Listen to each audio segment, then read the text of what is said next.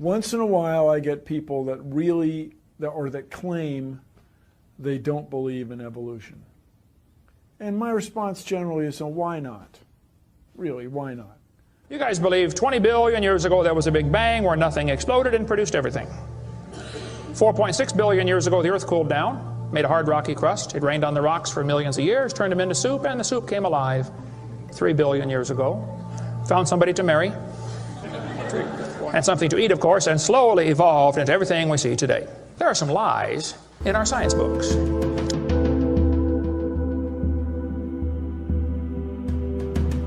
One thing I really want your generation to embrace is that the Earth is a closed system. We cannot leave the Earth. There's no place to go.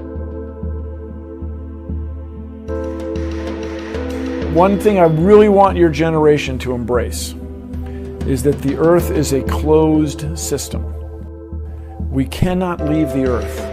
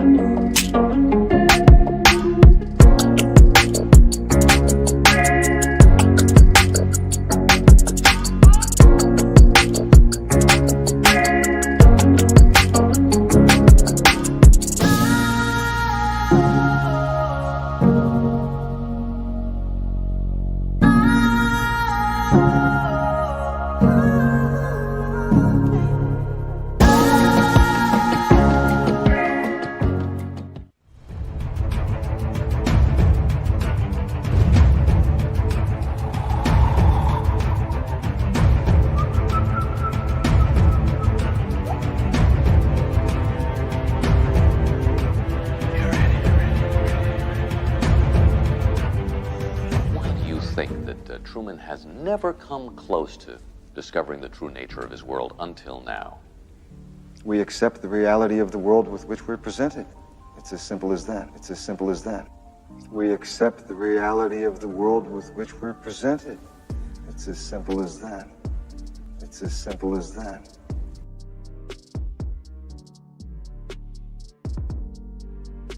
So tell me, Neil, is the Earth flat?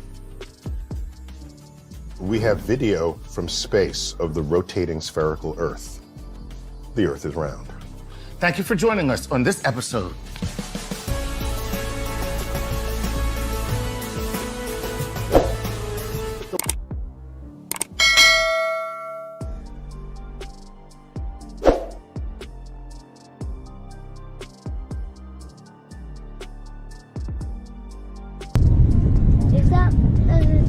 Is that a plane or is it the rocket?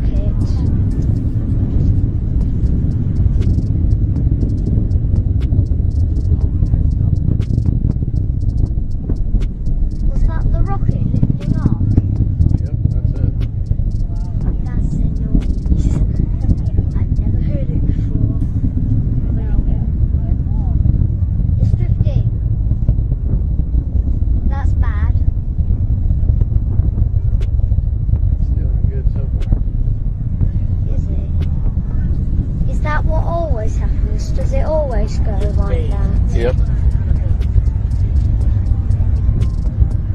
It looks bad to me. It's in space. Or is it? Is that it? Yep, I think that's it. Right in the middle. Oh no, it's going down!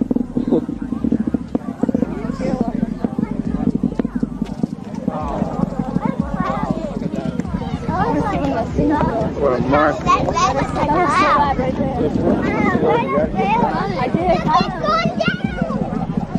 Peter, for Sandy, is it turning or is the Earth spinning? A rainbow. Sandy? It's not turning, the Earth is spinning. Sandy? Already. That's going straight up, just the Earth is turning. We're moving away from it. Is that what always happens? Does it always go like that? Yep. It looks bad to me.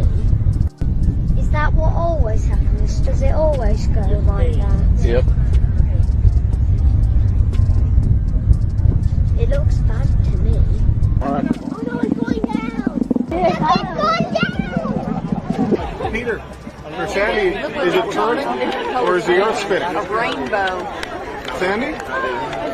It's not turning, the Earth is spinning. Sandy? Already. That's going straight up, just the Earth is turning. We're moving away from it. Is that what always happens? It looks bad to me. Alright. Oh no, it's going down! It's going down!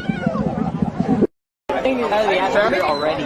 That's going straight up, just the Earth is turning. We're moving away from it. This is going to be a very important video for those that can't comprehend the mass deception when it comes to so-called space exploration.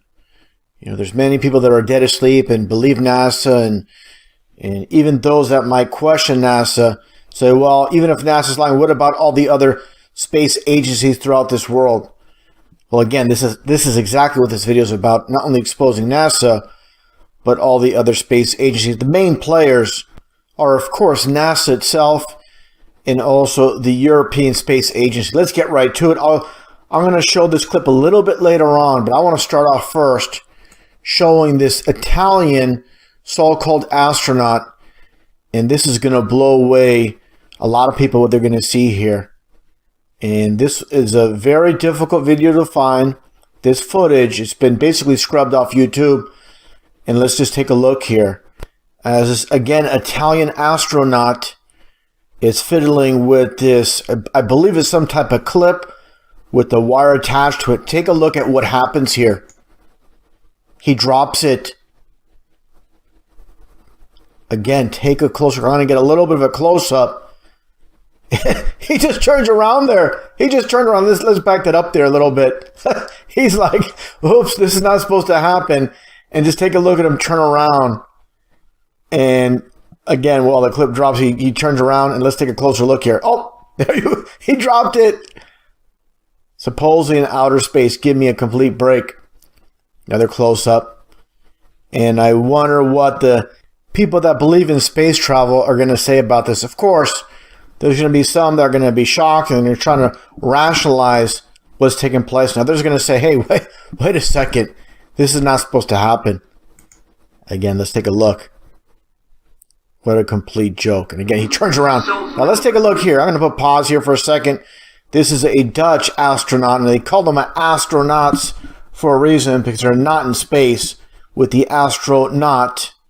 Let's play this clip here as this guy fiddles and diddles with a screw, and it drops. Let's take a look. Interessante systemen. Hier achter deze panelen wordt de urine opgevangen. Now take a look. And you heard it drop. You heard that screw drop, and he looks down. Okay, let's play that again. He's looking for, he's searching for it. There you go. You got two. And again, this is the main point. Like I stated, you have not only, of course, with NASA, I'm going to show this ridiculousness a little bit later. You have NASA, you have this goofy Italian astronaut, again with the European Space Agency, more like the European Studio Agency, with all this conducted in a studio.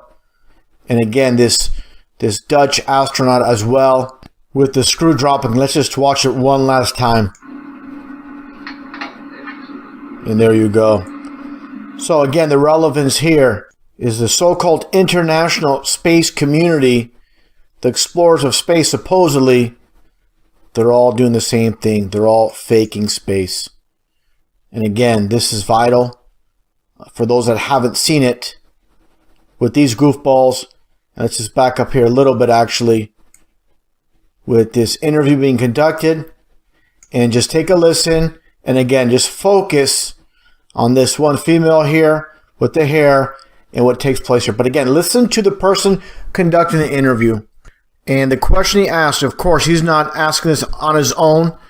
He's told to ask this. And again, it's complete mockery. Take a look and take a listen. Like you're in a studio, maybe in Omaha, Nebraska or something. The shot is so clear. Is this a hoax? Are you really in space still? See the hair? Yeah, see the hair. Again, let's get a close-up of the hair. And obviously, this is, look at that smile first off. Just, you know, she knows she has so many people fooled. And they're just, this is again, duping the light where they just get off on fooling the public. And obviously, again, look at that hairspray, you know, all brushed up, combed up, and just complete ridiculousness.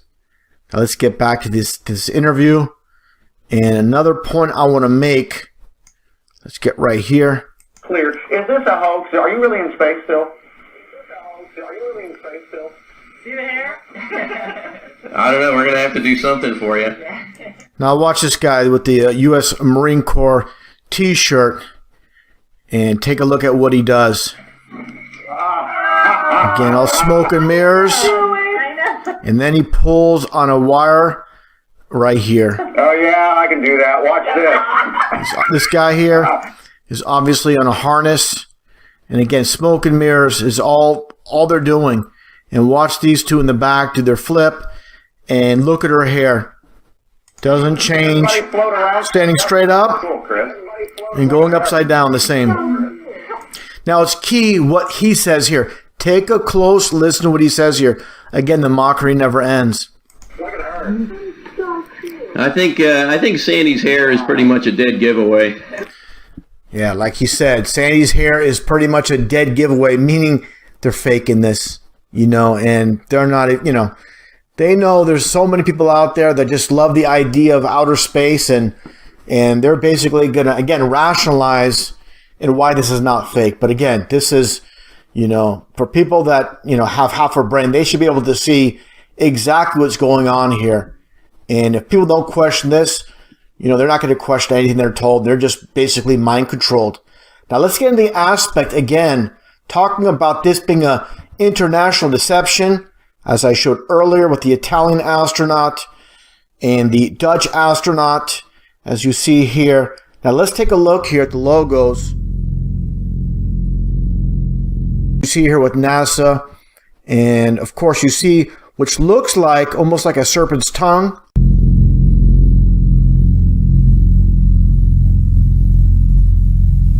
The serpent's tongue is also a vector symbol, as you see here as well. Now let's take a look here at Russia with Roscosmos, and you see the same basic vector or chevron symbolism. Take a look at this image here. Basically a vector or chevron, one of the same, in basically the variants, as you can see here. When it comes down to, all these so-called space agencies are using the same logo with, again, the chevron. This is China, as you can see. This is India. Okay. And you have Japan. And you see the vector symbolism. Also, with subcontractor with NASA, you have Lockheed Martin. And you clearly see the broken pentagram or the chevron. You know, this is duality when it comes to Freemasonry. Sometimes it's not just the one symbolism. There's dual symbolism. Again, it's all about Masonry. And I find it interesting with Russia and the so-called space station mirror. Here's a patch. And basically, it's a mirror image of NASA's subcontractor, Lockheed Martin, with the reversed 2 chevrons. And, what it comes down to is this. The chevron, as we all know, the gas station. And you see here the red and blue together makes purple. But again, the chevron, why chevron? And again, this world is run by Masons. And the chevron is 33 in numerology. So basically, when you're looking here, the Masons know this is a 33. And what it comes down to with this world, this mass deception, and this quote by Manly P. Hall, a very famous Freemason, absolutely no hero, but definitely speaking the truth here. It is said that wisdom lies not in seeing things, but seeing through things. And also this very important quote, again by Manly P. Hall, when the human race learns to read the language of symbolism, a great veil will fall from the eyes of men. And this is very key. Nothing's hidden in this world. And, again, what it all comes down to is this should be plain to see for everybody. Obviously for those that already know, they're faking space. And for anybody out there that's, is on the fence, this should be, without a shadow of a doubt, with all these screwball actors, goofball actors, the hair, and the people that believe in NASA. And of course, they're going to rage, they're going to be upset. They don't like to be told, basically, their illusion, their false reality has been destroyed. That's basically what it comes down to. Ego's the biggest enemy of truth. And definitely with this video, hope it's passed along and people can see this and show objectively that these people are faking space.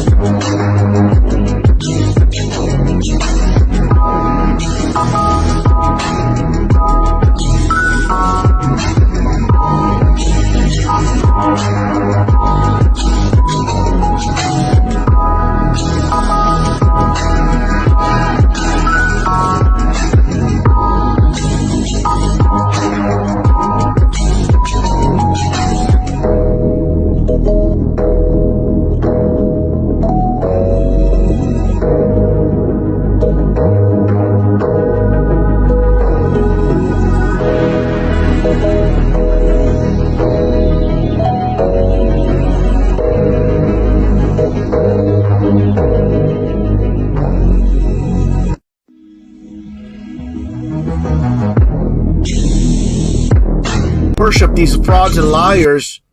It's all about masonry, like I showed before real quick with Falcon 9. Again, all about the 33 when it comes to Freemasonry. And of course, the knucklehead fanboys of SpaceX, they know nothing about masonry. It's all about deception. Like I pointed out with the 33, the highest degree in the Scottish Rite of Freemasonry, just like in India.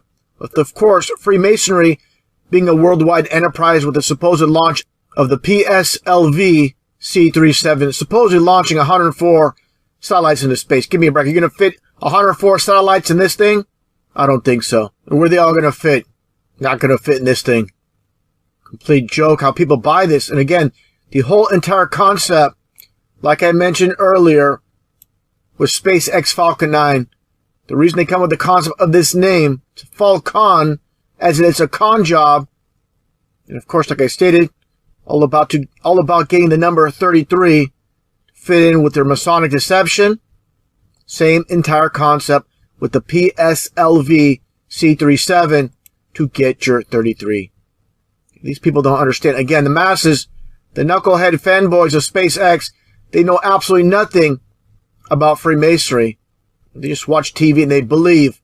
Again, just like Richard Nixon stated, the American people don't believe anything until they see it on television. People don't think.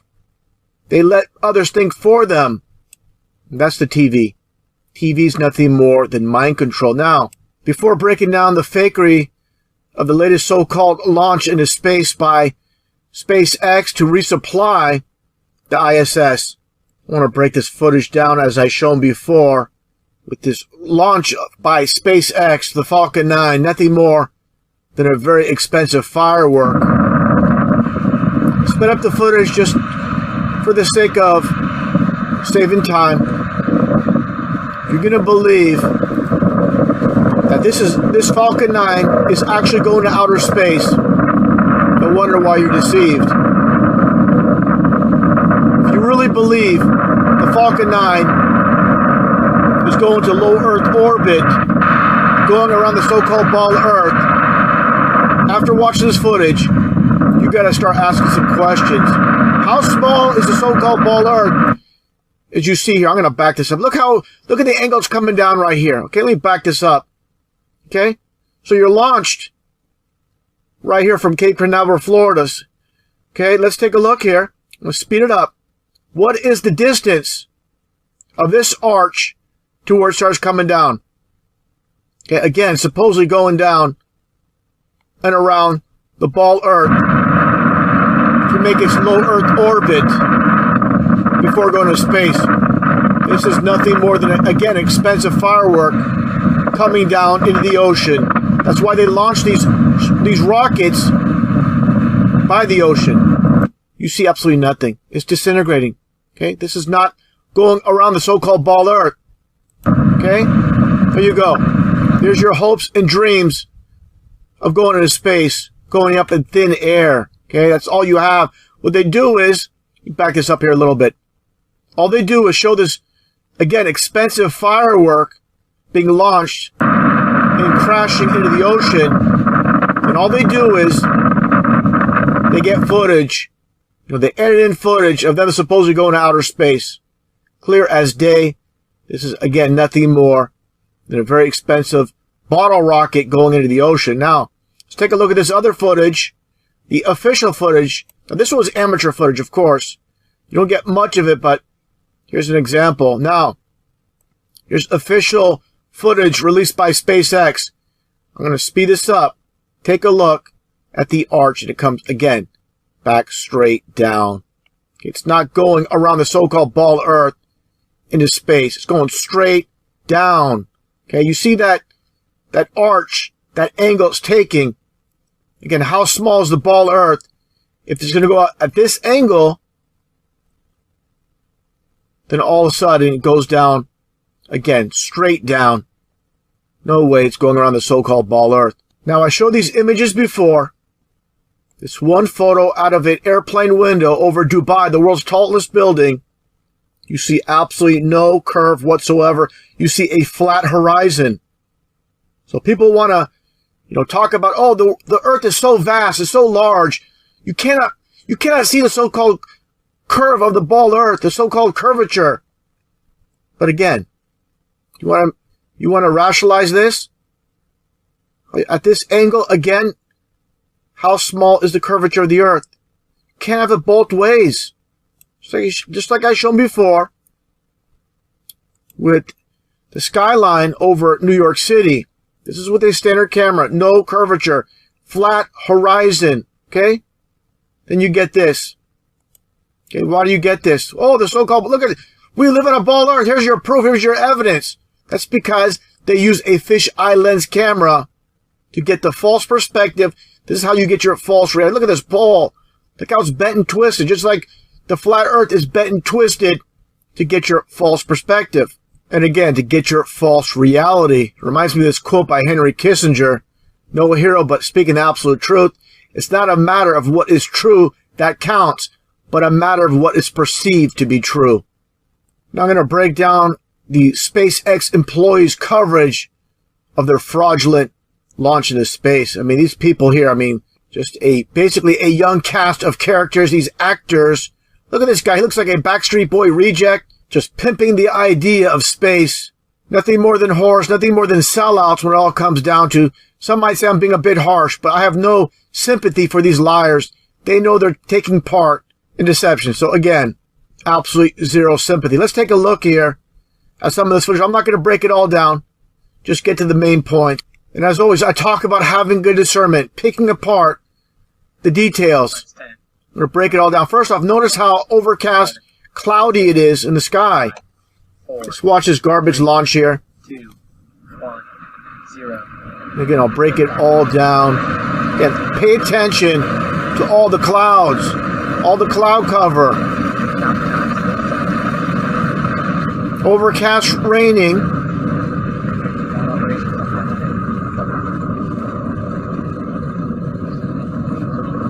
Now watch what you're going to see here. Again, this is how they do it. It's all about editing. Just like a movie. They cut from one scene. I'm not saying it's not a real launch, of course. Again, nothing more than expensive firework. Now take a look at what's coming up here. Just in a moment. You're going to get, again, just nothing more than an edit right here coming up. Be proceeding into kicking over for our inertial pitch. That's where Dragon is going to start. Now take a look here. What happened to all the cloud cover? Look at this. Complete garbage. But again, people don't think. That's why they're so easy to deceive. It's so easy to deceive people. Everything continuing to... I mean, this is a complete joke. Oh, this is the reason. This is the reason you believe we live on a ball Earth, because this garbage footage that is nothing more than CGI fakery.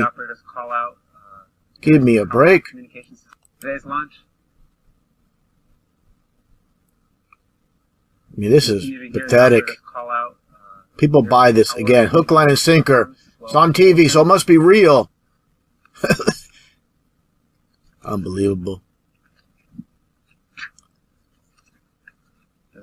See the app. Now watch this. Again, nothing more than just an edit, like a Hollywood movie. Now what you are seeing is a view from the inside of the second stage. Here are all the fanboys and fangirls in the back. Yep, there's all the... Yeah, there's all your cloud cover. Where was it earlier, like I showed? Give me a break. Stage separation. Looks like a garbage bag here. And we have a second stage engine start. You can see the first stage is on its way back for its first maneuver burn. You gotta show, of course, the angle of the so-called ball Earth. Or the boost back burn, sorry. Yeah, goose back. Meanwhile, the second stage is continuing to perform nominally. It's got a 6-minute burn. Let's fast forward here to the knuckleheads. We had a successful main engine cutoff, a successful stage separation, and then a successful second engine start. It was a little cloudy for the Falcon 9 coming off the pads, so we didn't get a great view of it, but it looks like we have a fantastic view of the second stage engine nozzle and the surface of the Earth right now. Yeah, so you guys probably saw it as we did. I don't know about you, but I got chills seeing the booster fall away. Got chills watching a movie. That's all you get chills from. From the engine. And yeah, she knows it's all garbage. They all know. Towards Earth and rotating, like great shot. And here's your Backstreet Boy reject. To get back to landing zone 1, there's the boost back burn, which successfully completed. Then there's the re-entry burn, which is to slow us down as we go back through the atmosphere. And then there's the ever-exciting landing burn as we approach landing zone 1. Yeah, right. Now I'm gonna fast forward here, get to this one point where I saw something that's completely ridiculous. Like everything else with SpaceX. And again, it's about the details that the 99% don't look at. That's why, again, they're easily to see. Take a look at this clown here, trying to pass off like he's getting some type of communication through an earpiece. The problem is, he has no earpiece. Take a look. The Dragon doesn't just go straight to the International Space Station. It actually slowly approaches over a series of Watch days. this. So we won't actually be getting there today, but once Dragon separates from the International Space Station, it will be slowly executing a series of burn maneuvers, getting it closer and closer. And we actually just got confirmation that we have a good orbit for second stage. Just got confirmation. Okay, let's take a closer look here at the confirmation through his earpiece.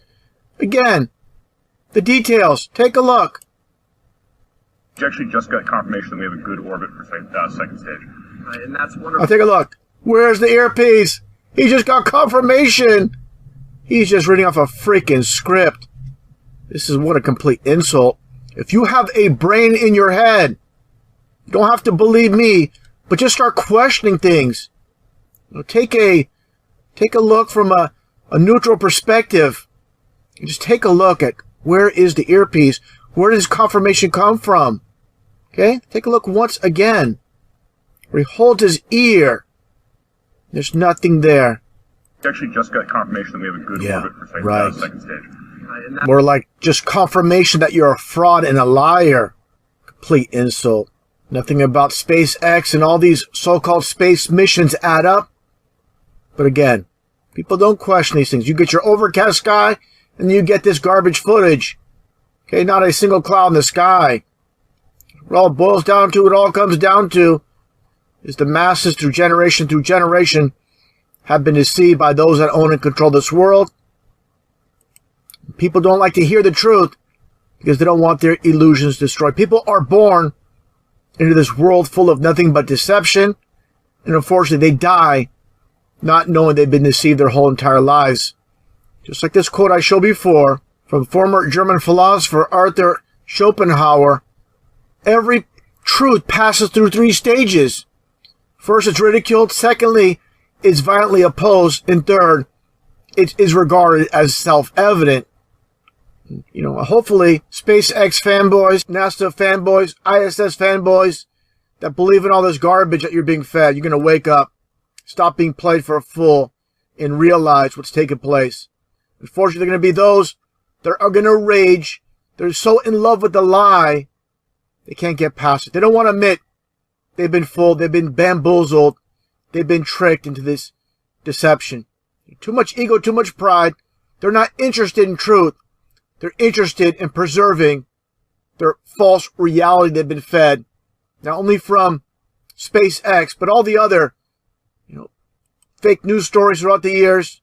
If you believe the fake news that you've been fed your whole entire life, basically your life is nothing more than a false reality. And again, there are going to be people out there that are going to rage and get upset. And this is for you people out there. Take a look. My question is, through your career and your writing and your acting, you've inspired so many people to enter the sciences. How do you balance science with science fiction? They're both the same. The mystery of science fiction is what I'm talking about. Science and science fiction are essentially the same. Whilst from Mark Cameron. This is from Mark Cameron. Whilst in space, have you ever looked away from Earth into the black void? Yeah. So because you can see, because you can see the stars. Oh yeah. You know, and pretty much all the time you can see the stars. It's not a black void. I mean, it's black, but there's all kinds of little polka dots. There's all the stars there, and the cool thing is about it, you can see it during the day. And when you're in space and you're looking into deep space and you're on the sun side of the orbit, the sunlight washes out all the starlight, so you can't see any stars, just like here on Earth. There's all the stars there, and the cool thing is about it, you can see it during the day. The sunlight washes out all the starlight, so you can't see any stars, just like here on Earth. But then when you look out into deep space away from the sun, it's the darkest black you can imagine. Yeah, you can, and there's more than stars. You can see planets. You can see moons. You see the gas. In like just hanging there in a vast sea of darkness, and the most frightening darkness that you could ever imagine. Magellan clouds of the Milky Way you see galaxy. The Magellanic clouds. Magellanic. See, I just wanted the Magellan clouds. There's a large I one didn't and a small one, right? Yeah. The sky is deep black when viewed from the moon, as it is when viewed from cislunar space, the space between the Earth and the moon.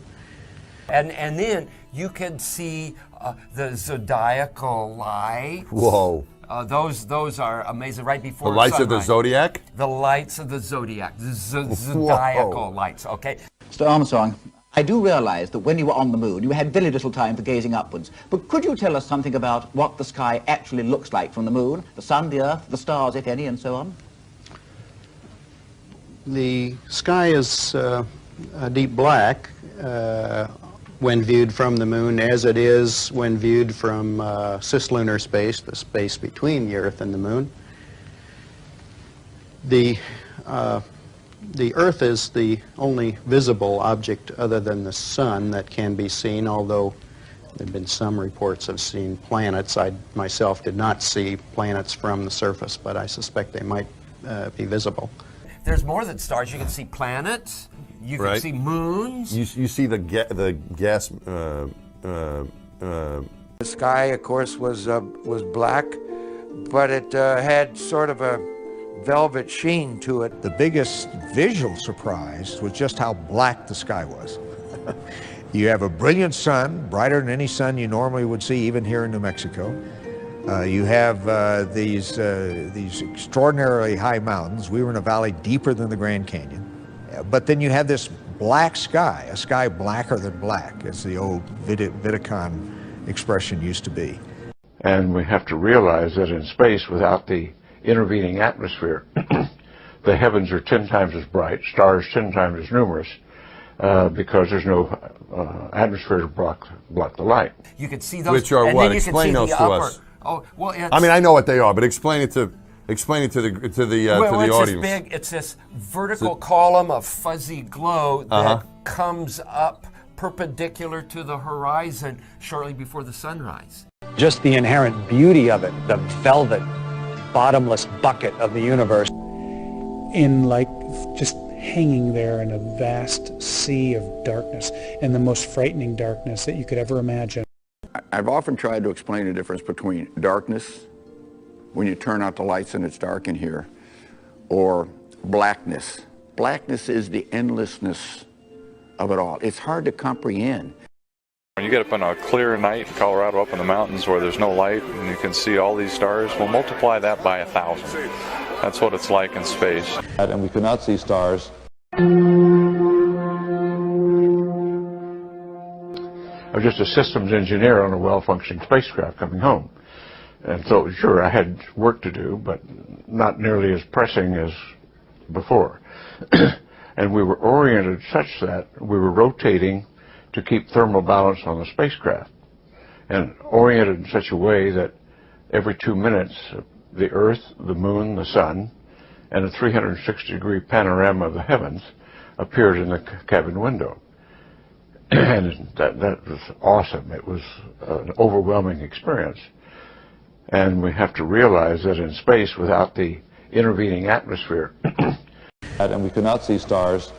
The heavens are 10 times as bright, stars 10 times as numerous, because there's no atmosphere to block the light. Black, when viewed from the moon, as it is when viewed from cislunar space, the space between the Earth and the moon, the space between the Earth and the moon. Since the moon has no atmosphere, then a daytime picture, if you're there in the daytime of the moon, you see a full night sky of stars, even with the sun in the sky as well. When you looked up at the sky, could you actually see the stars and the solar corona in spite of the glare? We were never able to see stars from the lunar surface or on the daylight side of the moon by eye without looking through the optics. I don't recall during the period of time that we were photographing the solar corona what stars we could see. I don't remember seeing any. Years later, though, Michael Collins would remember seeing the elusive stars and wrote about them in Expeditions to the Moon. It seems his memory improved the older he got. Big fuzzy glow that goes way up high, maybe 30 or 40 degrees above the horizon, perpendicular to the horizon, and it's this fuzzy glow. It's a zodiacal light. Yeah, you know, actually on my very first mission, we went up and when you're in space and you're looking into deep space and you're on the sun side of the orbit, the sunlight washes out all the starlight, so you can't see any stars, just like here on Earth. But then when you look out into deep space away from the sun, it's the darkest black you can imagine. They're brighter, but they're different. A lot of things different about them. One, you don't have the atmospheric distortion, so they don't twinkle, right? So you see lots of points, and you see lots of points, and that literally millions of them. Hanging there in a vast sea of darkness, and the most frightening darkness that you could ever imagine. And I live in Colorado, and you get up on a clear night in Colorado, up in the mountains where there's no light, and you can see all these stars, well, multiply that by 1,000.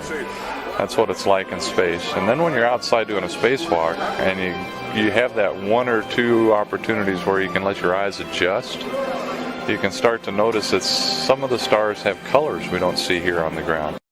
The cool thing is about you can see it during the day.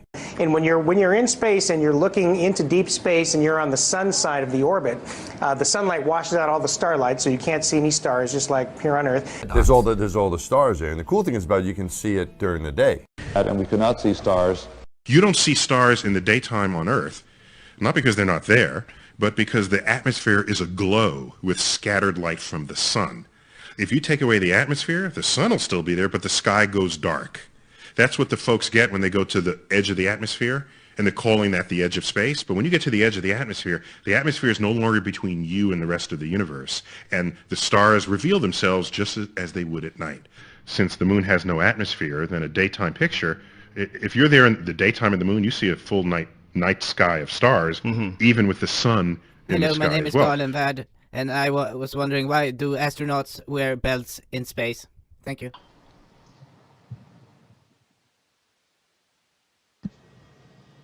It's a pretty interesting question. You can do this like Randy's doing, and for him right now, it looks like that he's standing up. So there's really no sense of direction other than maybe the writing on the walls and the lights that we have, which makes it really neat. When you're working, you can get in all different kinds of spots, and it all seems to work fine. So it's a great place to live and work. Wait a minute. Makes it really neat. When you're working, you can get in all different kinds of spots, and it all seems to work fine. Yeah, it all seems to work just fine. Look. Just look, folks. He gets entangled in something. Or is having a seizure. Also notice the leg here. Oh, boom. Do you see that? You could rewind if you want to. So we're gonna check out this guy to the right. Mark T. Van de High, NASA astronaut. Has he screwed up sometimes before? Look at this. Just look.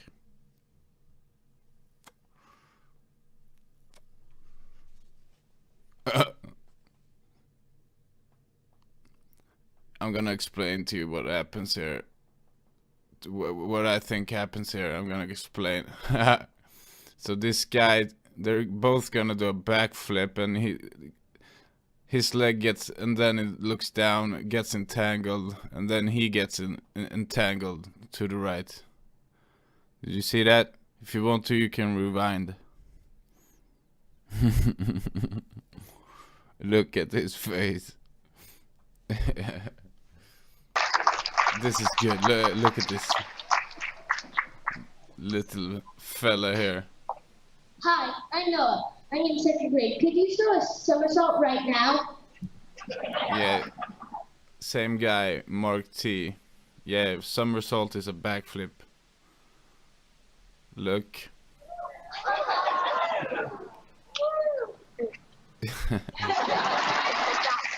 Yeah, two ladies are like, get down, get down. You can rewind if you want.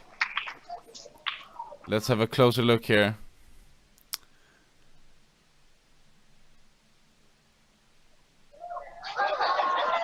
What's he reaching for? This is slowed down. Like, there's one. Woo! There's one lady going, woo! Yeah, very impressive. Gotcha, bitch. Get down. Sounds like he says, cunt. Yeah. Yeah, one clap. So when Tim Peake makes a fool out of himself here... I'm gonna show you just how bad it is. Yeah, he's gonna show us how bad it is. Then it falls down. I'm gonna shut up. Practice makes perfect. Give me another week. We're gonna get some answers from Commander Scott Kelly regarding the belts in space and belt buckles in space. Why do astronauts wear belts in space? I want some answers. Here's the last dorky question I'm going to ask you, sir. Do you ever get tired of doing flips up there? First, Scott Kelly's gonna do some back flips. Not really. You don't. I don't get tired of it. You definitely get better at it. You know, the longer you're up here. Much easier without any buddies there to get entangled with. You know, you can, and I can do them. You know, even much faster and do a lot of them. So you definitely get like Olympic caliber flip technique after you've been up here for a long time. That is really cool. We love it. Also notice you're wearing a bison belt. I think it's a bison belt, which they call it sort of a last resort belt. I have one of those. If you're wearing it up in space, it must be pretty cool. Why do astronauts have belts in space? Yeah, it's just, I don't even know what brand it is. It's just kind of a convenient thing.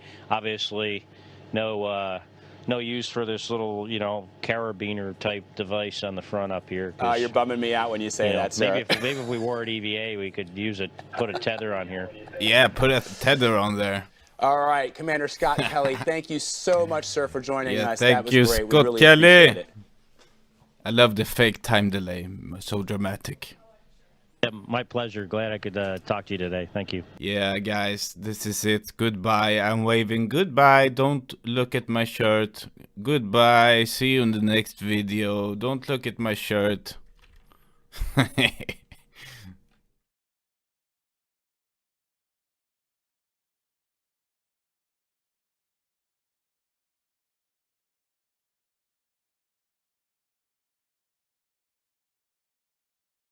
One of the main defenses that people make to show or argue that we had to have gone to the moon, and they often say that there would have been so many people involved in the conspiracy it would have been impossible to keep it quiet. The only people who would have known about the hoax would have been those on a need-to-know basis, and that would have been very few people. You have your astronauts, you have the people filming everything and building the locations, and you have the people authorizing it, and that's it.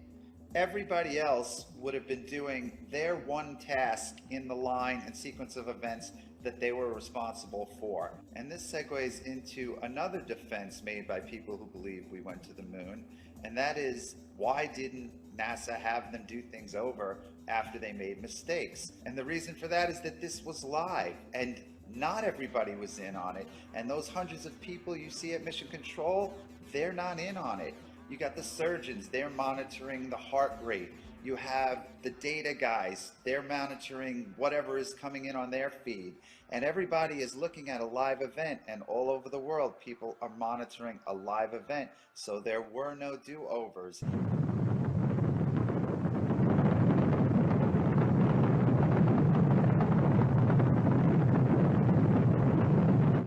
Going back to what John Young said, by way of illustration about the photo guys would have received the film. The film couldn't be developed on the moon. It had a chain of custody. That had to take place, and those guys were not in on it.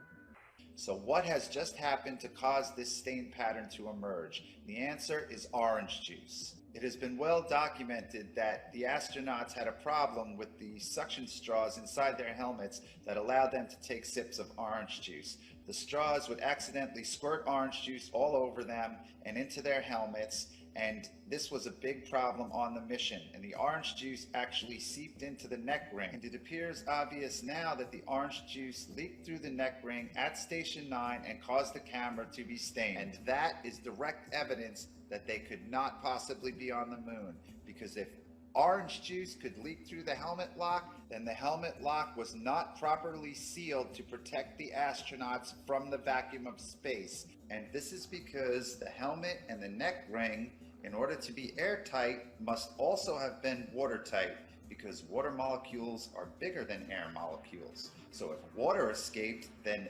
oxygen also escaped, and the suit would not have been pressurized, and in that case, the astronauts would be dead.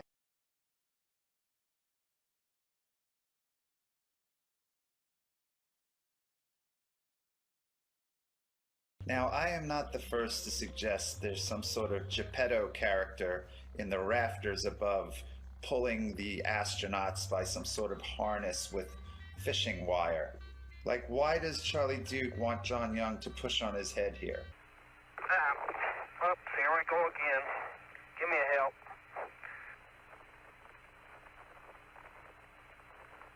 There you go. Okay, just push, start pushing on my head. Give me a hand. Okay. Here we go. So he pushes down on his head and his feet seem to levitate backwards.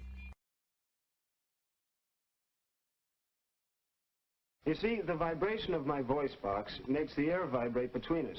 Then when the air vibrates your eardrum, you hear what I'm saying. But maybe you've seen a demonstration of a bell under a glass jar. With normal air inside the jar, you could hear the bell clearly. But when the vacuum pump drew the air out of the jar, there was nothing inside to carry the vibrations of the bell. Nothing until the air was let back into the jar. They can't get your photo numbers. And this is core tube number 2. Okay, just the fact you're almost driving without a hammer. But if you'll hand it to me, I'll get it in a second. I'm going to take a couple more shots of this before we get all in. I get the pictures. All right? Driving in real easy here. The sounds in space, it's odd to have a hammer or a metal tool and bang it against something and hear absolutely nothing. You can, sound won't travel in a vacuum, so there you are outside and you could be hitting something, no sound at all. In space, since there's no atmosphere, there's no air, if you bang on something when you're doing your spacewalk, you will not be able to hear that. And this leads us to the dilemma of our final segment. All modern astronauts, such as Piers Sellers and Mike Massimino, claim to hear absolutely nothing when they're out on the International Space Station in the vacuum, banging away with metal tools and objects, whereas during the Apollo missions, all kinds of sounds have been recorded that should not be possible if they are on the moon in the vacuum of space. Even when the astronaut in the photo to the right hit a metal tube into the ground with a hammer, no sound was made.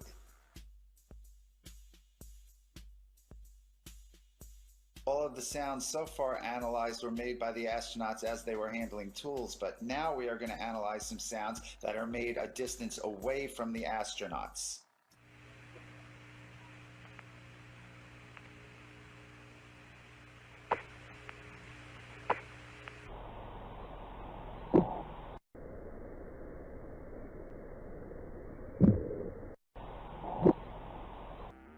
So what you just saw appears to be a smoking gun. That scene, which was broadcast live to the world during Apollo 15, shows astronaut James Irwin. He takes this cord or band off of a canister, and those canisters are in the mesa table, which Irwin is standing in front of. He unravels the cord, which has two metallic locks at the end of it, pictured here. They look like bullets. He takes that off, he unravels it, he reaches back with his right hand, and he throws the cord away. Let's take another look at it.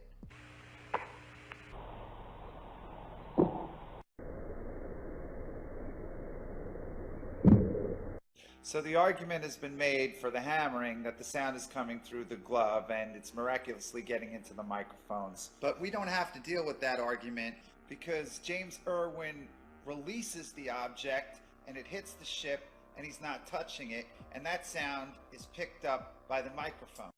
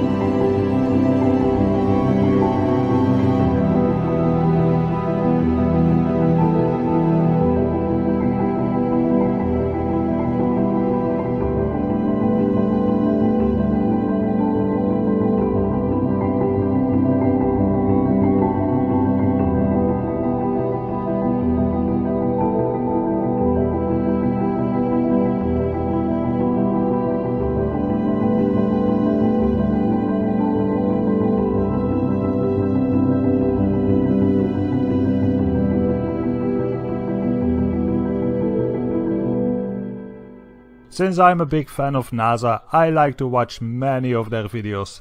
Today I was watching this old footage from the Challenger mission. I was thinking I need to stop spreading this flat earth bullshit because maybe NASA is legit and maybe all their missions are real. Watching NASA videos is a good way to make yourself believe it's all real. Unless you find stuff like I will show you in a minute.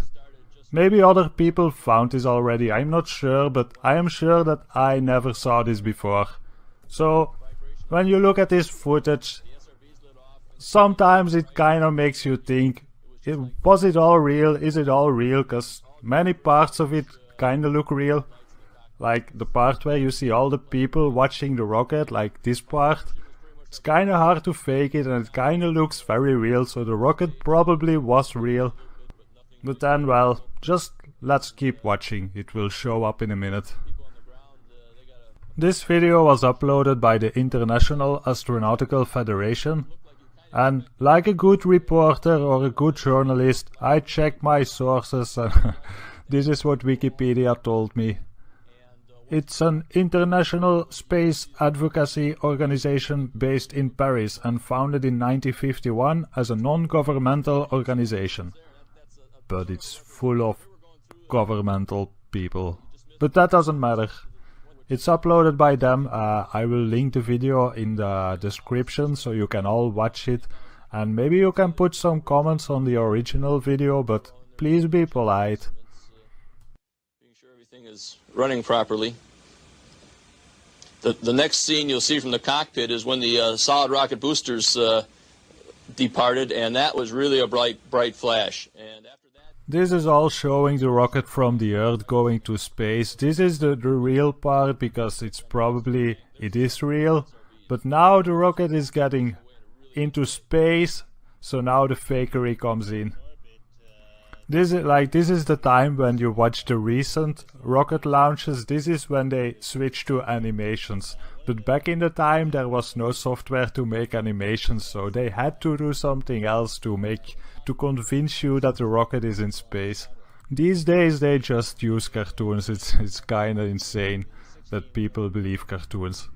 Do you wonder how they used to do it 30 or 40 years ago? Do you remember Thunderbirds? That basically shows it. It's just a bunch of tiny models in a dark room with some special effects. But at least Thunderbirds did a decent job, because in Thunderbirds you never saw a guy in the background showing up. So this video is an astronaut explaining the mission. It's not like practice footage or anything. Watch closely. That was basically our arrangement. Dan sat in the pilot seat during this operation, sort of monitoring the motion of the vehicle, making sure that it was steady and that there were very few vibrations of any sort. This is a picture of the INSAT actually being deployed from the spacecraft. You can see that the deploy went very smoothly. At the moment of deploy... Did you see it? In the background? There was a guy in the background, man. I'm not kidding you. You can't deny that that's someone in the background. There's a guy moving in the background. Here, watch it again. Watch it closely. I looked up, or I tried to look up the size of this rocket. I found this picture. You can see it's massive. So if that rocket is in space and if there's a guy in the background in that footage, that means that there are like giants, but like insane big giants floating around in space looking at NASA. That's probably why they don't dare to go back to the moon and why they hide so much stuff. Space is full of giants. Well, NASA, this video was a lot of fun to watch. There's a lot of weird things in this. Let's keep watching a bit more of this. About a minute 20 seconds after deployment, you can see some of the jets on the spacecraft. Here you can see how they switch on the light of the Earth. It's kind of funny, isn't it? How do you explain all this shit? But at least you can see that the Earth is a ball. At least they are not hiding the shape of the Earth. Or maybe is it a fisheye lens? Oh, the satellites start to spin for the video. Well, at least we see it's a ball, you know. It's even more a ball when it goes down. And it doesn't look like it's in outer space, it looks like high altitude at most. These old videos are a lot of fun to watch.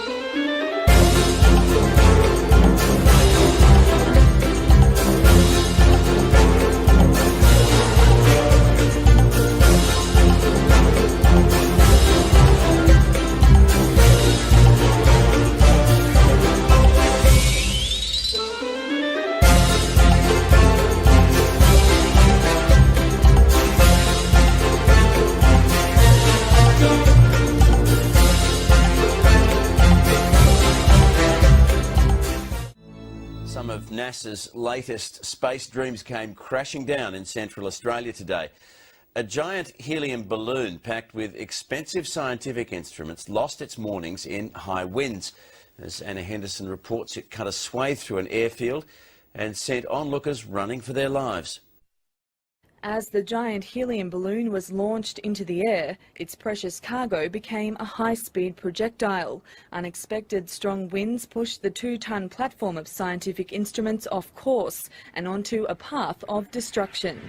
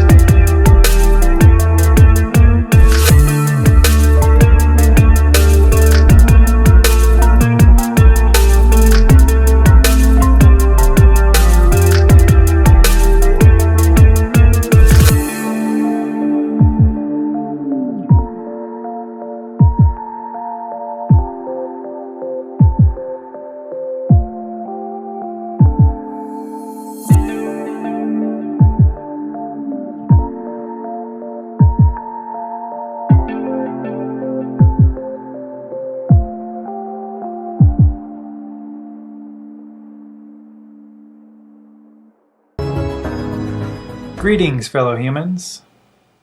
Well, this is my first ever attempt at making a legitimate YouTube video, so bear with me as I muddle through this. For starters, let's get the intros out of the way. I'm the Biker Scout. And a little background about me, other than the obvious Star Wars reference, I ride a motorcycle full time. But I'm a professional designer and photographer first. I've been using Photoshop since 2.0, is that 1990-ish? So I know my way around a computer in photo editing software. And I just had to make this video in response to the crap that NASA's been feeding us as scientific proofs for the general archives and public domain, when in fact they're employing very amateurish photo retouchers. I'm a stickler for details and an avid pixel peeper, and I'll tell you what, if I was employed by NASA, the fake images would be flawless. There are so many absurd photographic anomalies in their archives, but I'm only going to focus on a couple that have all been released within the last few months here in 2015. So let's get started. Alright, let's go straight to the horse's mouth here and download the image right off of NASA's website. And open it into Photoshop. Okay. Now, one thing that you should know is there are all kinds of different blacks. So, in order to see what's actually black or slightly black, you invert the image. Now, in doing this, you reveal some very interesting characteristics about our perfectly round sphere globe Earth here, which we're told it's an oblate spheroid and not perfectly round. But Photoshop round tool selection marquee thing here will disagree. Now, as I make a selection here, and let me scoot this back on the screen. Okay, I'm not exact size, but it doesn't matter for this because I'll show you why here in a minute. The marquee tool has a very distinct stair-step shape in the pixel definition. And as you can see here, NASA's image, as you toggle around between the feathered edge, that the stair-step matches perfectly with an exact sphere. That means they used Photoshop to delete the background. But they didn't do a very good job. As you can see here, there's a bunch of little random pixel anomalies floating in space. The most obvious that nobody really saw until you invert the image is up here. This is a strip of blue sky cloud that somebody forgot to erase. Now, this is very obvious when you invert the image back. And look at that. That is blue water, people. And it should not be out in space unless this was a retouched image. This is not an official photograph of Earth from 1 million miles away, as they're saying. There's a lot of things about this image that I don't really like in terms of clarity and definition that just can't be taken from a 4 megapixel camera from 1 million miles away. I mean, the detail's astonishingly ridiculous. I mean, you can clearly make out the Central Valley in California. You know, you can see land details. 4 megapixels, 1 million miles away. I don't know. All right, moving on. Let's check out Commander Scott Kelly's photograph of the Earth, Moon, Venus transit. Really beautiful image, but let's see what we can find here. He's a Nikon user, as are all the astronauts. That will become of importance here later on. I'll mention that in a minute. First, let's open it and do what we did before. We'll invert the image, and we'll see if there's any strange things afoot. My suspicion was the lens flare. It looked too Hollywoodish to me. It looked too much like a plug-in or a filter. But I was blown away when I saw this really glaringly obvious cover-up of something. Now, to me, it looks like they just took the brush tool and blocked something out by just selecting black. But they didn't use the eyedropper tool to sample the nearest color black. So they're, like I said, blacks aren't all the same once you start looking at it as an inverted image. It looks black. Now they may have blocked something out for artistic reasons, but as soon as you do that, it's a manipulated image, and you can't claim it as authentic. You know, it's now a composite. You know, you've edited it, you've retouched it, and I think they're obligated to mention when they do. and not always in the obfuscated terms of mosaic and composite, as NASA always seems to do. All right, let's check this image out here. Everybody might remember this one. This is the famous moon transiting the Earth in front of NASA's Discover satellite that's 1 million miles away, parked out in geosynchronous orbit. Okay, let's right-click this bad boy, put it in Photoshop. It's a GIF for animated purposes, but the cool thing about GIFs is you can actually open them up in Photoshop and you can see all the layers that the GIF is made out of. Kind of cool. So let's zoom in here and check it out. Alright, you start activating layers and the moon comes into frame. But what is this? Why is the leading edge of the moon green? Obviously, that shouldn't be like that. So, what's going on here is NASA has south parked a dim moon image because they said it's the dark side of the moon. So obviously we think the image needs to appear darker, but it's passing right in front of the Earth, in front of the sun, sun, full moon, so that means it should be bright, really bright, bright as the clouds. In fact, there's more green fringing. Keep turning on these layers. Obviously, they were able to delete the green fringing on the leading edge as it left the frame, but they were pretty lazy here as it exited the frame.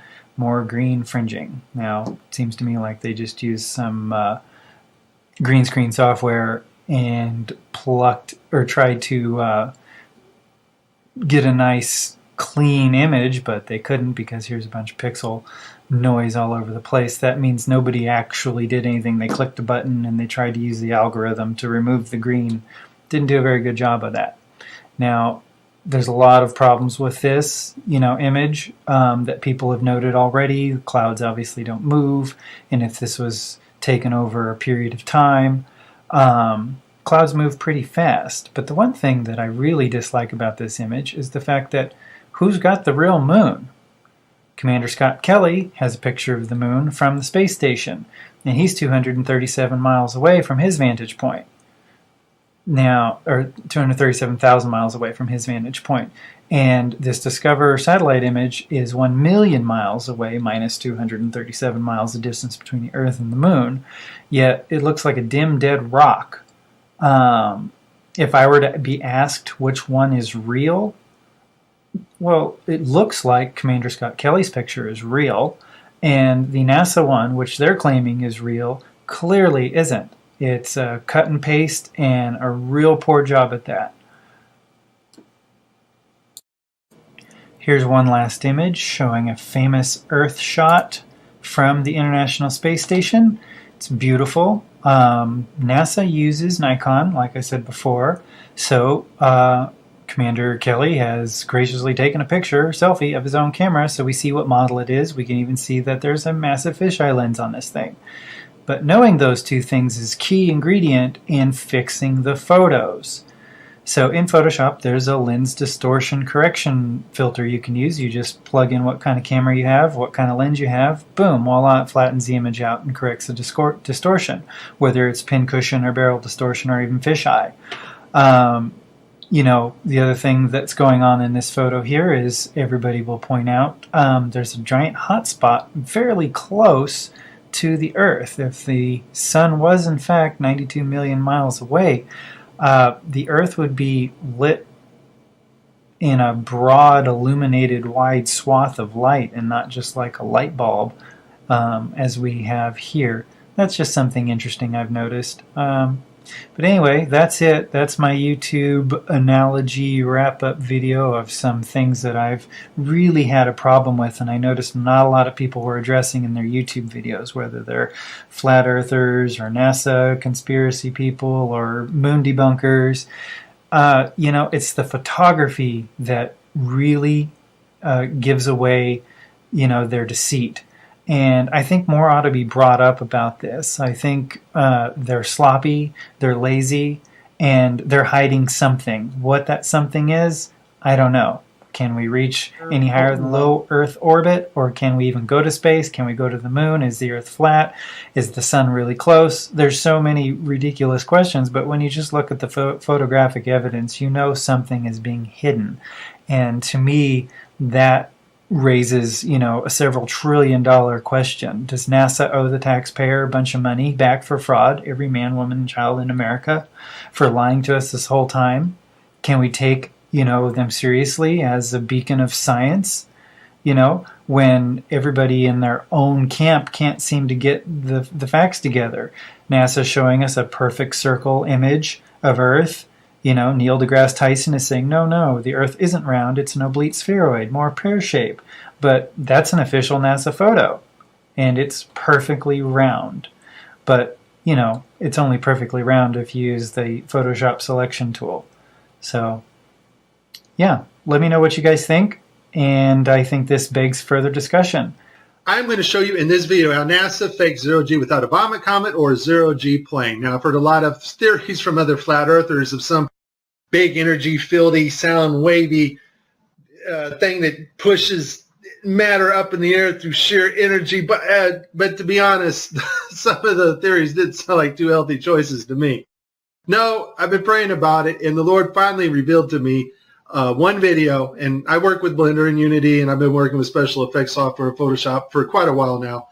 And when I saw this video, I realized it became instantly clear how they do it. And it's just video game technology. Now, if you're part of the Geek Squad or the techie crowd, well, then you already know about this technology. And so let's get to the video that caught my attention, and you will see the same things that I saw. Let's watch. We have to introduce the concept of free fall.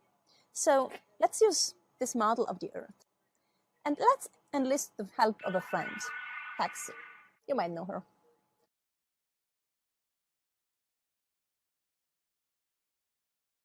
So what is significant about this video is, number one, it was live to school children. Number two, we have this stuffed animal that is transitioning in on another video channel. And the actor is able to reach up and grab this doll in real 3D space and manipulate this doll with their hands. And so the only way you're going to pull that off is with one technology. And that technology is virtual reality. More importantly, though, something called augmented virtual reality. Now, before 2012, NASA used masking techniques much like we do in Photoshop and After Effects. But now we're able to simulate water and objects live in real 3D space. So we're able to take models of things that are photorealistic and rotate and move them while we are going live. Before, we used to have to render these effects frame by frame by frame, and it took extremely long amounts of time.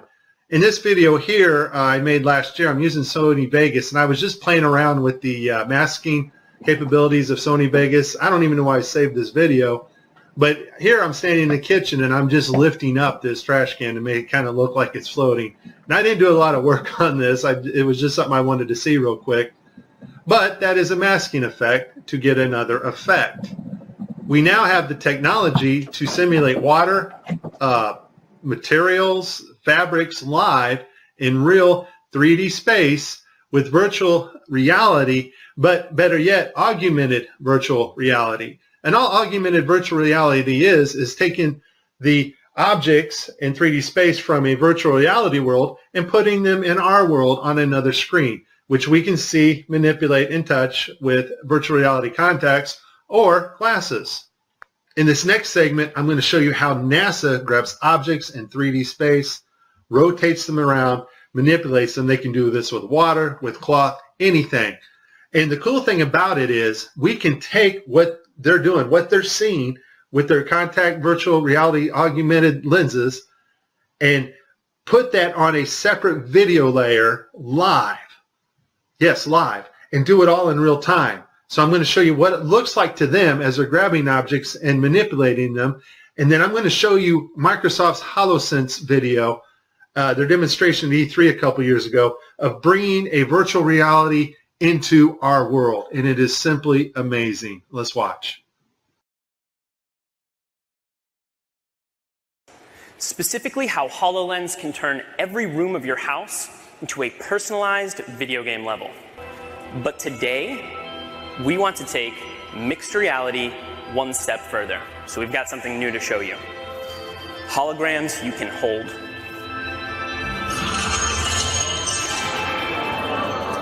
This holographic gauntlet is the weapon that Dan will be using while playing Project X-Ray. You'll notice that as he moves his arm, the hologram moves as well. This is a wearable hologram. And when you combine technology like this with the environment understanding of HoloLens, you can do some pretty spectacular things.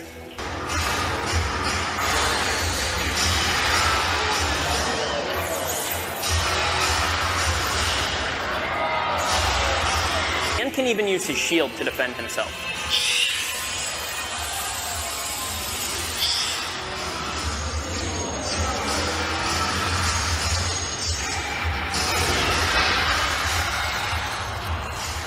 Nicely done. Looks like that's all of them. In 2012, NASA got tired of faking weightlessness by using the zero-G plane, better known as the Vomit Comet. So in 2012, they started soliciting companies that specialize in real-time augmented virtual reality so that they can fake weightlessness and floating objects in the air in real time. Simply the cost of the plane and the safety concerns and the fact that they weren't very good at it. They didn't go to Hollywood, which most of Hollywood's effects are post-processing. That's after the video is made. They needed something they can do in real time and make it look realistic. And so I'll put this link in the description. They found a company called Telemetrics. Thank you, Debbie Durant, for bringing this to my attention. After I researched this, lo and behold, I found out our government has a contract with these people. And Telemetrics, basically what they do is they help news teams and they bring broadcasts together in real time, and they're able to create sets, cities, anything you want in a virtual reality world and make it look absolutely 100% real. They're also able to bring different people from around the world, put them in the same room and broadcast live, give them desks, whatever they need to make the broadcast. So it's a pretty amazing company. Here we see Johnson Space Center. Telemetrics provided latest camera robotics technology at NASA's government television at Mission Control. Why do you need to fake virtual reality sets at Mission Control and Johnson Space Center? I think we know the answer to that when we saw Tim Peake on the gridded blue screen. So this next segment, I'm going to show you what it looks like when virtual reality being broadcast live doesn't work out so well because the system's not perfect. And then at the very end, I'm going to show you the mother of all screw-ups when they actually have a channel shut off that should be on. Because once again, these astronauts are looking in 3D space. They are grabbing objects because they're wearing augmented contact lenses. And if that object's not there broadcast to the viewers live, then it's going to look pretty ridiculous. So let's see some of NASA's screw-ups. I'll cover them as they happen, and then we'll move on to the final. Okay, so this is one of NASA's older videos where they use post-processing and masks. This is a video layer mask in augmented virtual reality. We're going to see him lose his finger here. The watch glitches out. So I guess virtual reality accidents can cause loss of fingers. In this next video, we have Caddy. Now I want you to pay attention to her neck and the way her neckline goes into her shirt. It's cut off. And the necklace. Apparently they wanted to show how cool this necklace looked. Unfortunately, it's not perfect. The necklace goes in and out of her shirt unnaturally, and her neck glitches in several places. I literally spent hours going after probably 30 or 40 videos, probably had approximately 45 minutes straight of NASA messing up their virtual reality setup. I tried to pick some clips that were obvious and some not so obvious. Show you some of the contacts. We're going to see Tim Peake with his contacts in, but these are virtual reality contacts overlaid on the eyes so actors can interact with things in 3D space, all in real time. In this next shot, we will get to see the whole arm setup and the virtual reality glove that covers all the way down the arm and hand. This allows the software to broadcast what we see video-wise as his arm in a shirt sleeve. Okay, I have a lot of Tim Peake screw-ups, but this one here, the system glitches. The software does not track his hand properly, and Tim slips his hand underneath his other fingers, which is tightly holding onto the mic, which would be impossible. I don't think this is Tim's fault. Normally, Tim always moves his other fingers up while he slides his hand under. I just think the system didn't respond to his movements here. This picture here is actually Tim's fault. His hand breaches the 3D mic floating in front of him. In this next clip, we're going to see Tim's arms glitch out as he's manipulating a 3D bubble. Now, this bubble can be done in real time now. We have the technology to do that, which I showed you at the beginning of this. And this bubble is environmentally lit, or HDRI lit, by its environment, which means the bubble can take up its reflections and refractions as it moves around in 3D space in Tim's augmented reality. Once again, augmented VR just means bringing the 3D objects into our world on a separate monitor. In this last clip, we're going to see NASA royally screw up. It's a live broadcast, and one of their video channels is off, not working. That's the channel that is supposed to show us, the public, what the astronauts are seeing in virtual reality. Also, the channel shut off is the masking for the guy on the wires in the background. You can't make this stuff up. Just watch. We all know NASA uses wires, and sometimes we'll catch them like this here. The guy pulled on his wire. However, some days when you're filming live, things just don't work out, and it becomes so blatantly obvious, it's ridiculous. So, in this clip, they're talking, live feed, and we have a astronaut go by us in the background, obviously trying to give it a more realistic, spacey, station busy effect. The only problem is the camera that was supposed to mask this harness out, or the video feed, is not working. And so we see the guy come flying along in a harness on his wires. Pretty amazing. But that's not all that goes wrong here.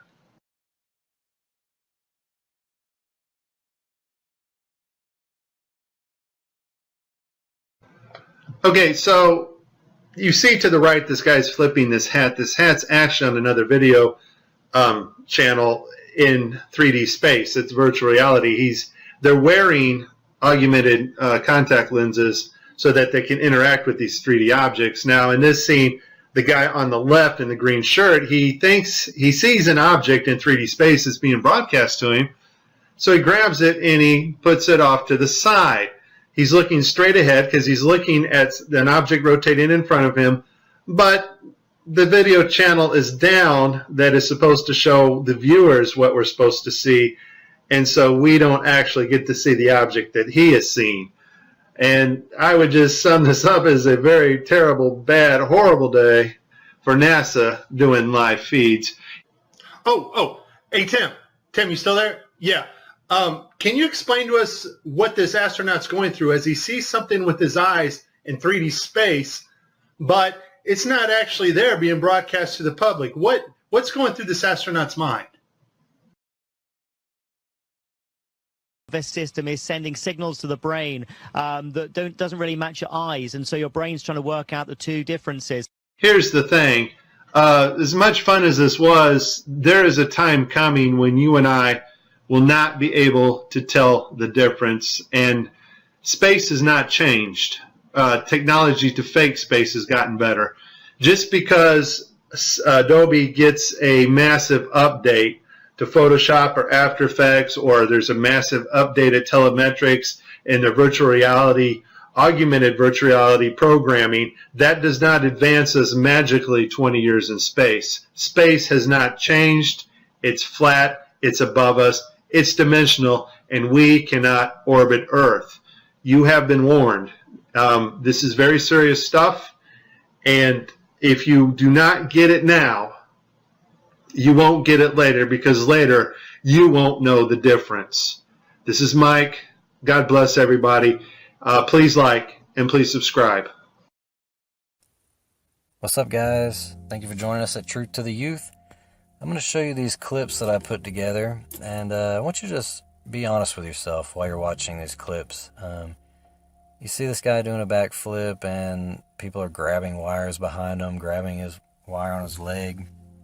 This guy, he actually falls halfway through his flip. This guy, he tries to bend down and can only go so far. This guy can't even do a backflip in 0G. And this lady grabs a wire, she stands up. Now I'm going to show you all these, compare them side by side. Look, this guy's definitely struggling with a harness wire on the left. This guy on the right's grabbing a cord that you can see attached to his pants. And the guy in the background is swatting at a wire he's trying to grab. Here, the guy on the left falls halfway through his flip. And on the right, this guy is lunging to do a backflip. And if this was 0G, he would just continue to go on. But he doesn't. Here on the left, we see this lady grab a wire as she stands up. Or she's just grabbing nothing, maybe. I don't know. On the right, this guy bends down but is stopped by resistance, and you see his shirt lift up in the back. So, I mean, you just have to be honest with yourself. Is this 0G? Is this really the ISS going on? These are scenes from the movie called Life. It's about the ISS, and you can see how they're floating around with harnesses. I think this is how they're doing it. This lady's hair is just stiff as a board, standing straight up, and that's her proof that they're on the ISS. This lady's hair is bouncing right back in place as she bends down. I've reversed it back and forth so you can see how she moves her head forward, and instead of her hair freely flowing forward, bounces back in place. Same with this Medusa chick here. She's definitely in a 0G plane because she's floating around, but her hair is hairsprayed stiff. Now, if you were just going to keep your hair out of your way, I would pull it back in a ponytail. But she's got it stiff. Now, this is what your hair would do in 0G. Freely move, not stiff as a board like we see on the right here. This is hairspray. This looks exactly like what we see on the ISS. Now, sometimes we do see hair moving freely on the ISS when it's an edited shot, just little clips. But if there's any long periods of shots or live, they definitely do the hairspray, so you can't tell when the plane levels out. But look at this hair freely flowing on the ISS. So both of these are from the ISS, but their hair is doing completely different things. So you come up with your own conclusion here. But this is how I expect people to fly around on the ISS, just corkscrewing and going all crazy, but they always just do this backflip or this front flip, this stiff flip, and then gravity hits. Boom. Whoop. There's that gravity. Alright, thanks guys. Just be honest with yourself. Question everything. Be a critical thinker. And be honest with yourself. Truth to the youth. Hey, yo, girl, show them that song I taught you. I got Jesus, what you got? I got Jesus, what you got? I got Jesus, what you got? Although you're saved or you're not. Feel me?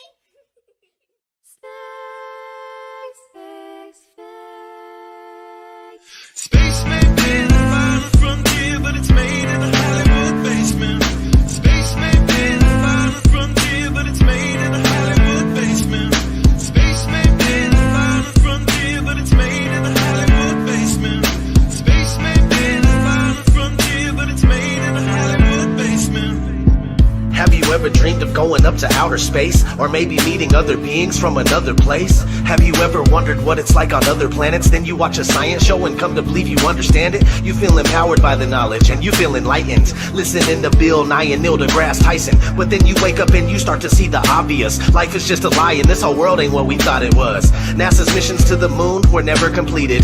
They just filmed them in a room and people believe it. I used to wonder what it's like to be an astronaut. Now when I see them acting, I can't help but to laugh a lot. They give us cartoons and they claim that we live on a ball, but it's flat and it's not moving or spinning at all. Why you lying to us, man? That's something that we want to know. After that, you're gonna have to pack up all your stuff and go. Space may be in the violent frontier, but it's made in the Hollywood basement. Space may be in the violent frontier, but it's made in the Hollywood basement. Space may be in the violent frontier, but it's made in the Hollywood basement. Space may be in the violent frontier, but it's made in the Hollywood basement. History has been rewritten by winners of wars. The Jesuit order, Khazars, Freemasons, and more. They pulled the veil over our eyes, and it's time to awaken. Through organized indoctrination, our minds have been taken. It's time we take our power back and we rescue our people. The Vatican and the bankers are like Resident Evil. They may have had the greatest plan that was ever concocted, but Illuminati never thought that they'd ever be spotted. They're manufacturing reality all in our heads. They tell us if the earth is flat, then we'll fall off the edge. But if it is a spinning ball, we won't fall off it then. And gravity is our imaginary magic nostalgic friend. Why is water always flat when unmanipulated? Why are pictures of the earth computer generated? Why you lying to us, man? That's something that we want to know. After that, you're gonna have to pack up all your stuff and go.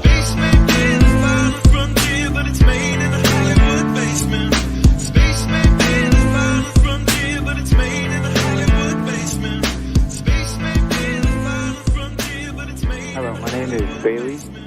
This question is for Chris. What was high school like for you?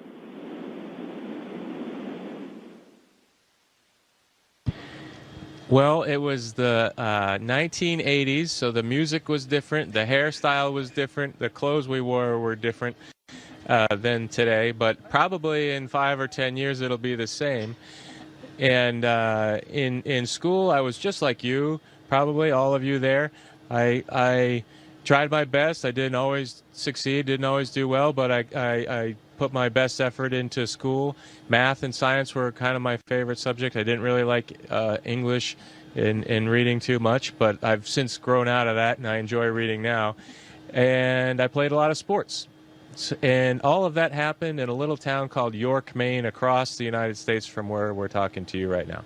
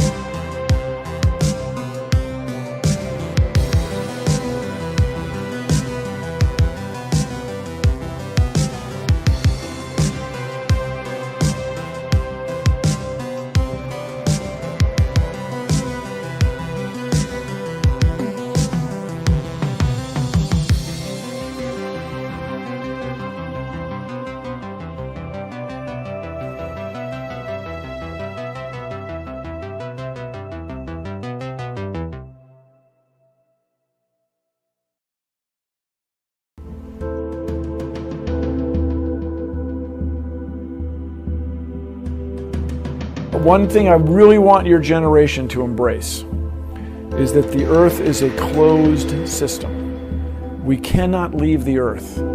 There's no place to go.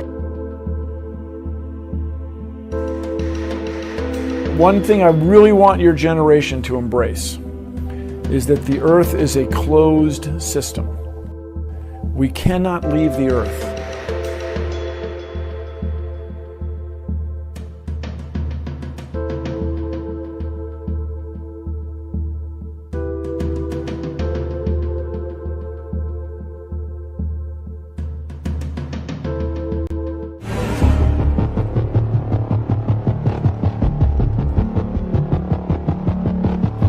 Orion is getting ready to launch.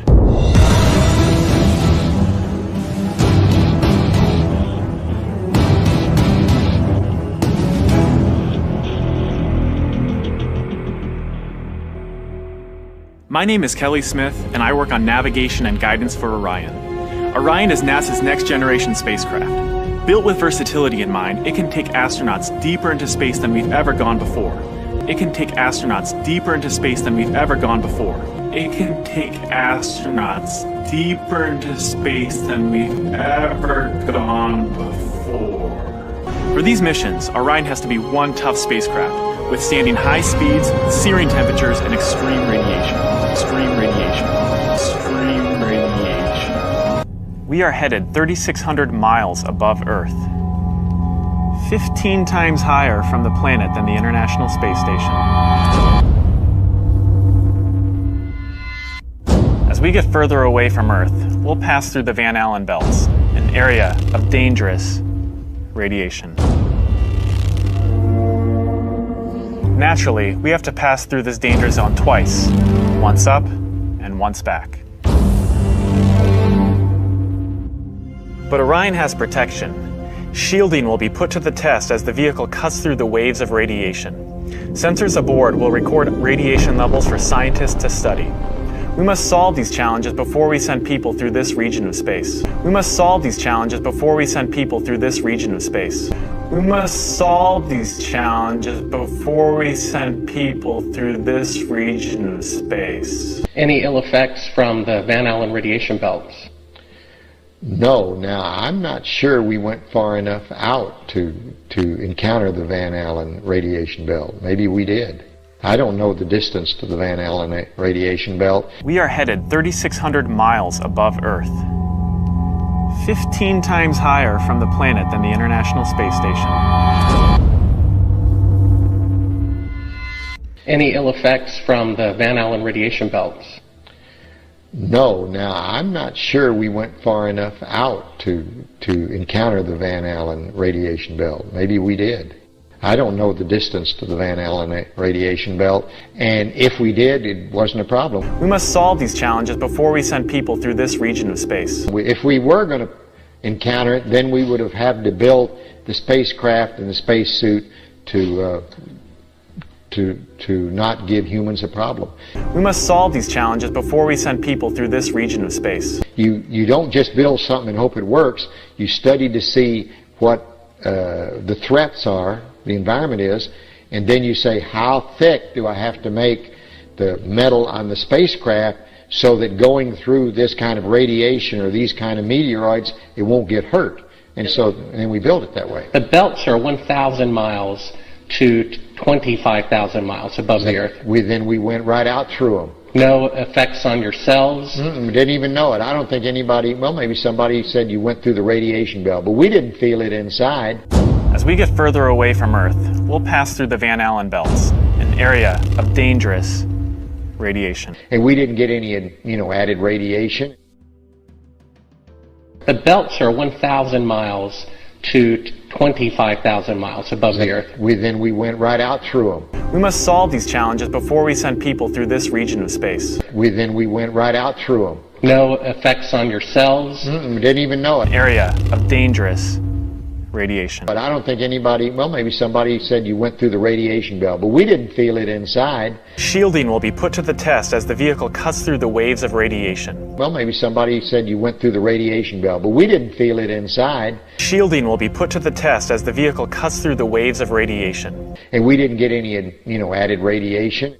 No effects on your cells? Didn't even know it. I don't think anybody, well, maybe somebody said you went through the radiation belt, but we didn't feel it inside. Area of dangerous radiation. And we didn't get any, added radiation. Why has nobody been to the moon in such a long time? That's not an 8-year-old's question. That's my question. I want to know, but I think I know. Because we didn't go there, and that's the way it happened. And if it didn't happen, it's nice to know why it didn't happen, so in the future, if we want to keep doing something, we need to know why something stopped in the past that we wanted to keep it going.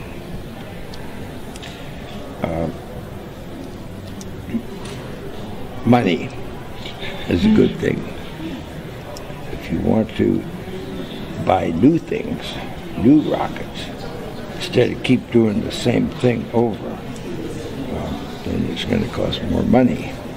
And other things need more money too. So having achieved what the president wanted us to do, and then what thousands, millions of people in America, and millions of people around the world. You know, when we toured around the world after we came back, the most fascinating observation was signs that said, we did it. Not just us, not just America, but we, the world, different countries.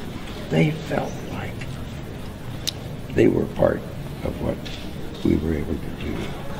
And that made us feel very good. Why has nobody been to the moon in such a long time? Because we didn't go there, and that's the way it happened. And if it didn't happen, it's nice to know why it didn't happen. Money.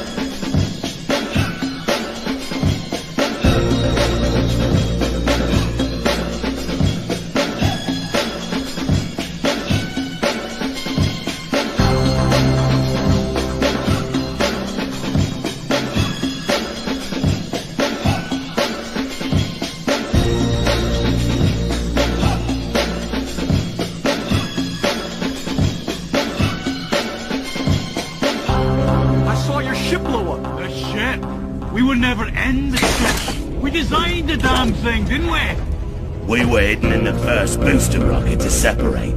Splashed down back in the Atlantic just as planned. We ain't going nowhere.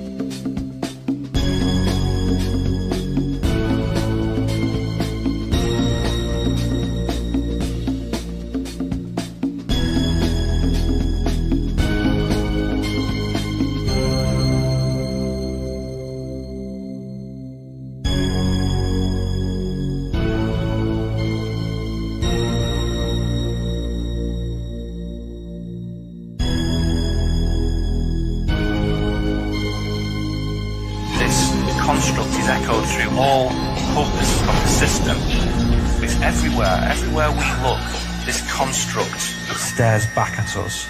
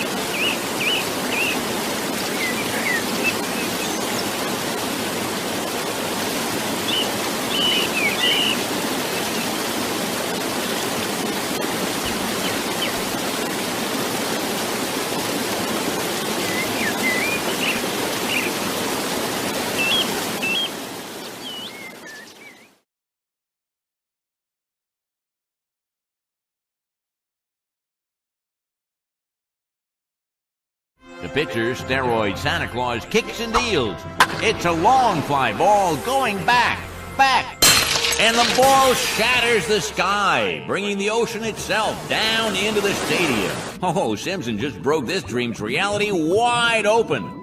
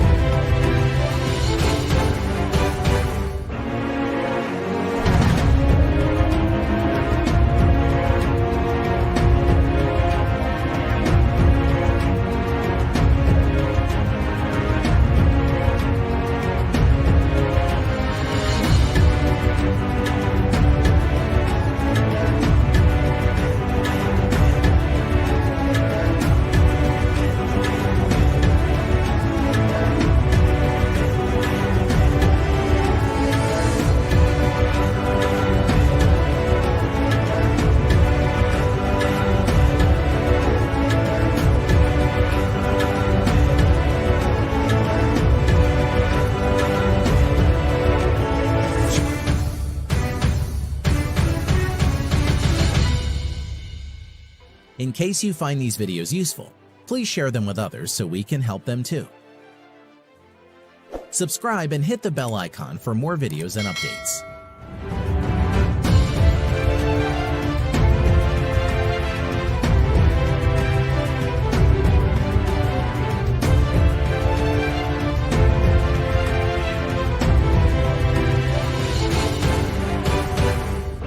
Thank you very much for watching. See you next time. Peace.